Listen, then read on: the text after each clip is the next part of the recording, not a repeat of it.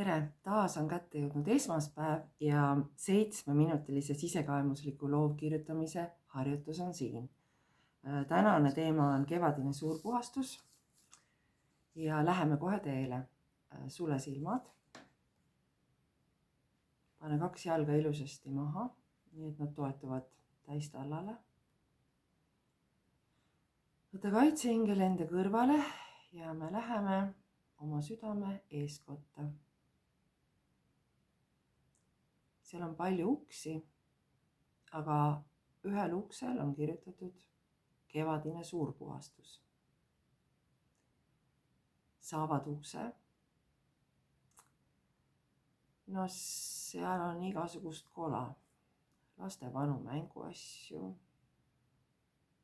riideid, mida sa pole aastaid kasutanud. Aga nendest vaatad praegu üle, pärast koristad need. Vaata seal taganurgas on üks nagi, selline pikk sirge puidust vanaaegne nagi.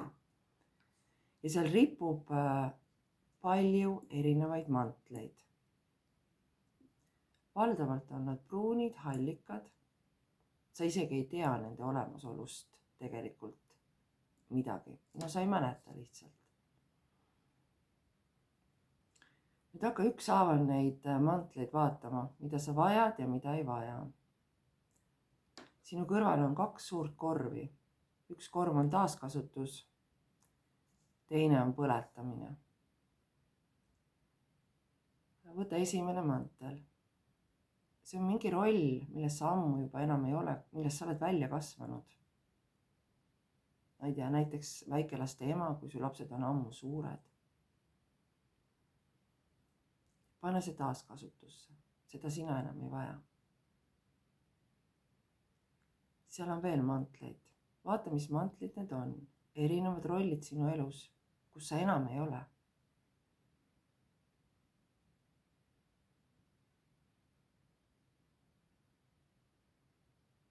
Lihtsalt võta ja pane õigesse korvi.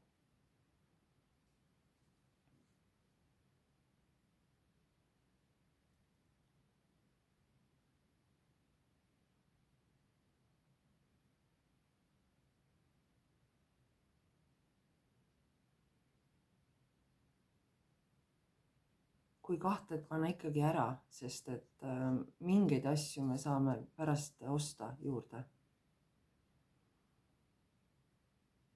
Aga kui kindlalt tead, et see on see mantel, mida sa veel vajad, siis jäta sinna rippuma.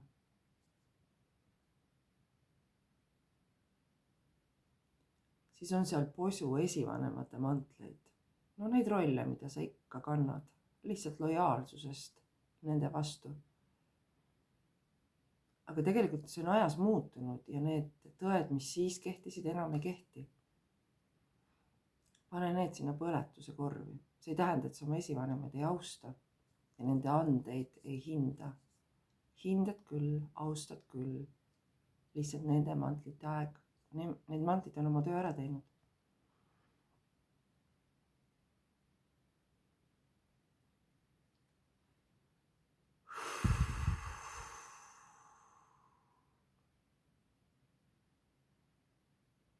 Seda tööd ei pea tegema kaua, tee ruttu ja vaata, mis jäi sinna. Kas jäi midagi? Kui jäi, siis sellelt klopi tolm ära, proovi selga, keeruta peegli ees, tunne rõõmu, silita seda mantlit. Nüüd need korvid, need lihtsalt tõsta ja sult võetakse nad ära, põletus läheb põletusse ja taaskasutus viiakse ära, et sa ei pea ise sellega tegelema. Lihtsalt tõsta nad üles ja need ühed käed tulevad ja viid nad ära. Nüüd järgmine harjutus või selle harjutuse lisa. Mis mantlit sa tegelikult praegusel hetkel vajaksid? Kas see on iseseisva naise mantel? Mõnel võib olla vanaemaks olemise mantel. Neid mantleid võib sul olla 3-5, ära rohkem ahma, aga ühest võtta ikkagi rohkem. Nii, mõtle, mis mantlit sa praegu vajad. osta need endale, no mängult osta. Vaata, mis värvi sa võtad, missuguse tegumoega. Proovi selga.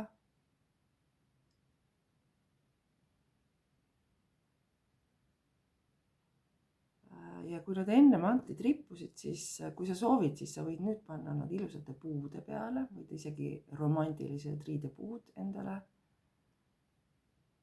luua. Ja võid ka riidekapi või hoopis sellise teistmoodi stange või kuskile, kuhu sa paned nad, nii et nad on auväärsel kohal.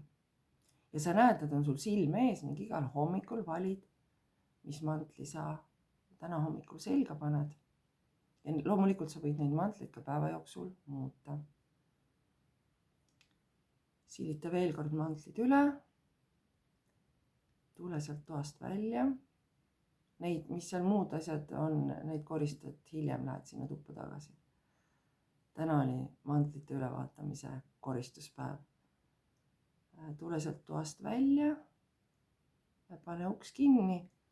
Tule siia ruumi, täna oma kaitseinglit, lehvita talle.